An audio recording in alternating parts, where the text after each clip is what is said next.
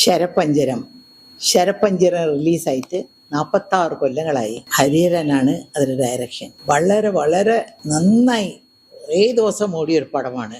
ഇപ്പോഴത്തെ ജനറേഷൻ കാണേണ്ട ഒരു പടമാണ്. ശരപഞ്ചരത്തിനെ കുറിച്ച് പറയുകയാണെങ്കിൽ അദ്ദേഹം അന്ന് വില്ലനാണ്. ഒരു വില്ലൻ, ഒരു ഹീറോ പരിവേഷം. അദ്ദേഹം ചെയ്യുന്നതൊക്കെ ഭയങ്കര ക്രൂരമായിട്ടല്ലെങ്കിൽ ഇങ്ങനെ ഒരാൾ ചെയ്യാൻ പാടില്ലാത്ത കാര്യങ്ങളാണ് എങ്കിലും ആളുകൾ അത് ഇഷ്ടപ്പെട്ടു. കാരണം അതൊരു തുടക്കമായിരുന്നു. വില്ലൻ കഥാപാത്രങ്ങൾ അത് തന്മയത്തമായി ജനങ്ങളുടെ മുമ്പിൽ ആ അഭിനയം കാഴ്ചവെച്ച് കഴിഞ്ഞാൽ അത് വില്ലനാണെങ്കിലും നായകനാണെങ്കിലും ഒക്കെ ആൾക്കാർ കൂടെ വരും. ശരപഞ്ചരം എന്ന് പറഞ്ഞ സിനിമ, ഹരിഹരൻ സാറ് ഡയറക്റ്റ് ചെയ്ത ആ സിനിമ ഒരു വൻ വിജയമായതിൻ്റെ പ്രധാന കാരണം അദ്ദേഹം വില്ലനാണെങ്കിലും അദ്ദേഹത്തിൻ്റെ ഒരു സ്ക്രീൻ പ്രസൻസ്, അദ്ദേഹത്തെ ഇഷ്ടപ്പെട്ടു പോയി മലയാള സിനിമ, മലയാള പ്രേക്ഷകർ. നമസ്കാരം. മലയാളികളുടെ എക്കാലത്തെയും പ്രിയപ്പെട്ട നടൻ ജയന്റെ ദീപ്ത സ്മരണകളുമായി ശരപഞ്ചരം വീണ്ടും എത്തുന്നു. ഏപ്രിൽ 25-ന്. എൻ്റെ ഹൃദയം നിറഞ്ഞ ആശംസകൾ. ജയൻ ചേട്ടൻ്റെ ഒരുപാട് ഓർമ്മകളുണ്ട് എനിക്ക്.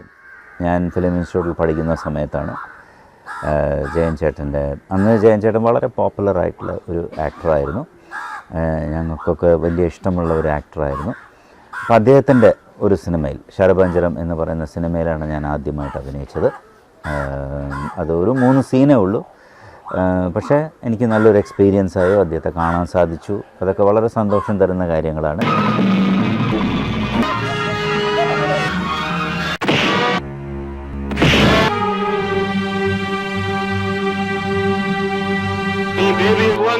തീരുമാനിച്ചു അല്ലേ?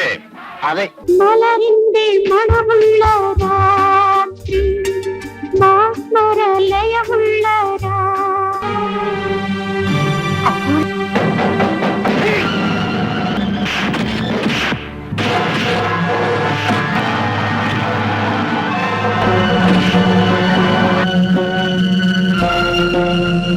ഈ കുതിരകളി നാശം മുഴുവൻ ഇവിടെ വരുത്തി വെച്ചു.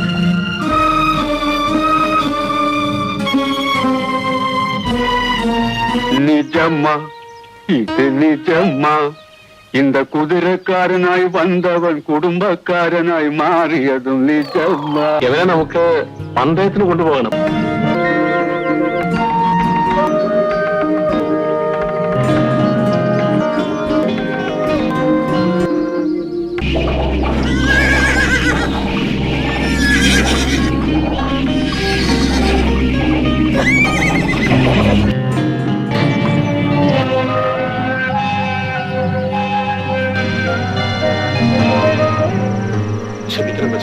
ക്ഷമിക്കണം പോലും. എടാ,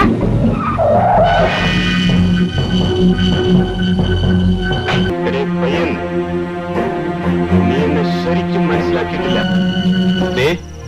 ഒരു കാര്യം ഇപ്പൊ തന്നെ പറഞ്ഞേക്കാം, മേലാൽ ഇത്തരം കാര്യങ്ങളിൽ എന്നെ നിയന്ത്രിക്കാൻ മെനക്കെടരുത്. കണ്ണുപിടിക്കണ്ട. ഭർത്താവ് ജീവിച്ചിരിക്കുമ്പോൾ എന്നെ പിടിച്ച നിന്റെ ന്യായം തന്നെയാണ് എനിക്കും പറയാനുള്ളത്. ശൃംഗാരം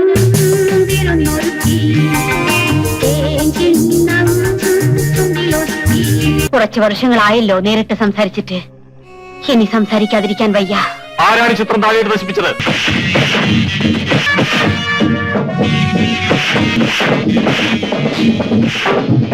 അതിനെനിക്ക് ഇപ്പോഴും ഇവിടെ ആളുകളും അധികാരമുണ്ട്. പക്ഷെ ഒരു കാര്യം, ഞാൻ ഇവിടെ ഒന്ന് ഇറങ്ങുമ്പോൾ അമ്മയുടെയും മകളുടെയും ജീവൻ എന്റെ കയ്യിലുണ്ടായിരിക്കും. അമ്പലക്കുളത്തിലെ ആമ്പൽ പോലെ, കണ്വാശ്രമത്തിലെ മാൻ പോലെ.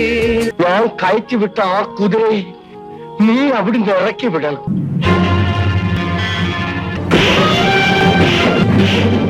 നിങ്ങൾക്ക് എങ്ങനെ ഇവിടെ വെച്ച് ഇതിനൊക്കെ ധൈര്യം വന്നു? ഈ ധൈര്യം എന്റെ കൂടപ്പിറപ്പാണ്.